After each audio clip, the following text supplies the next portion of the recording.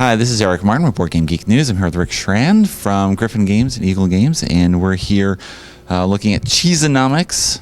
Cheesonomics. Hey, in Madison, Wisconsin. It's the perfect thing. It's Wisconsin. We have Wisconsin in there. What more can you ask for? All right. You've got the box. Is this the final box? This is a prototype, but it is exactly what the box is going to look like. So, including having our nutrition facts. Oh, okay. We must have nutrition facts with the cheese, so it is totally fun. 100 grams of total fun. Okay.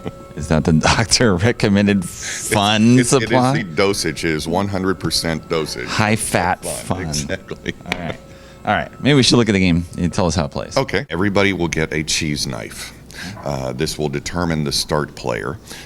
It goes in alphabetical order, so whoever has the highest on the alphabet would be the first player, and then play goes to the left. Right.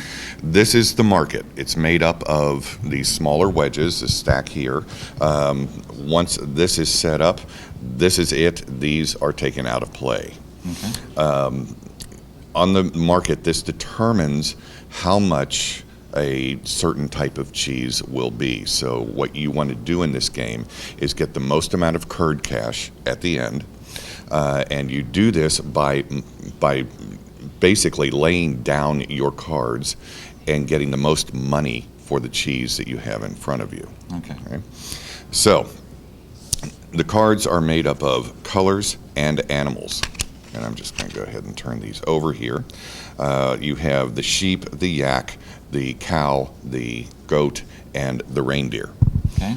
And until this game, I had no idea that reindeer made cheese, but apparently they do. So there are two. They probably don't make it on their own. They probably don't make it. It's true. Well, I'm not going there.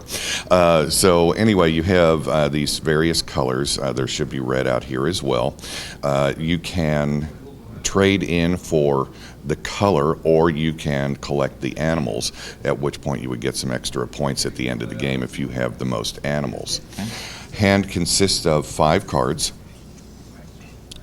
and there are 3 things that you can do, 1 per turn. Okay, so I'm just going to take this cheese knife, and the first thing that you can do is churn the cheese. And what that means is that the player will ask for either an animal or a color. The other players must give that animal or that color, one instance of them, to that player. Or if they don't have that animal or color, then they show the hand to the player, and he gets to choose what he wants. At that point, the player can then return or give cards to the players, because you can never have more than 5 or less than 5 cards in your hand. So when they give it to you, you give a card back. Right. So you do that, you take your knife and you place it on. So if I ask for green, I would place it here. Green cannot be asked for by any other player for that round. It's basically locked it out. Okay. The second thing, or another thing that you can do on your turn, is you can produce the cheese. And that means that you lay the cheese down, create a wheel, and get it prepared for sale. Then you draw from the pile to get back up to 5 cards in your hand. Okay. The final thing that you can do is sell the cheese.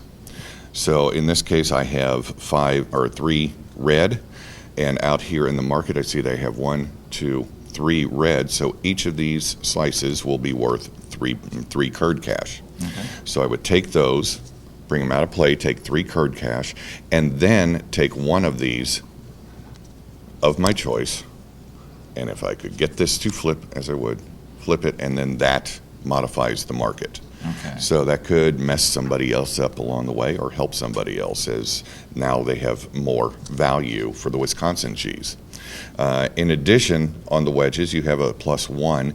That means that this has a bonus to it, so this would count as 2.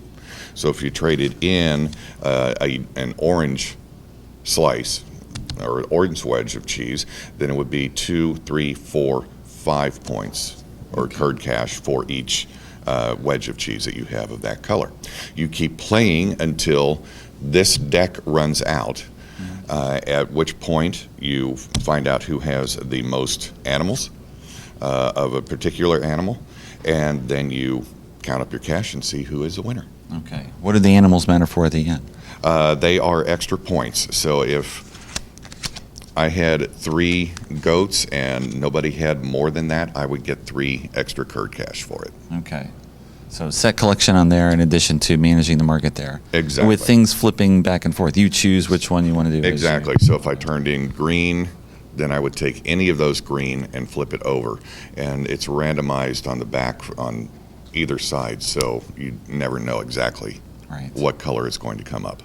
And I believe also you had different versions of the game, one for the North American market and one for Europe? Correct. There is North American and there is Europe, so you can have your overseas cheese. And so both will be available next quarter, somewhere around August. Okay. All right. Thanks very much for the overview. All right.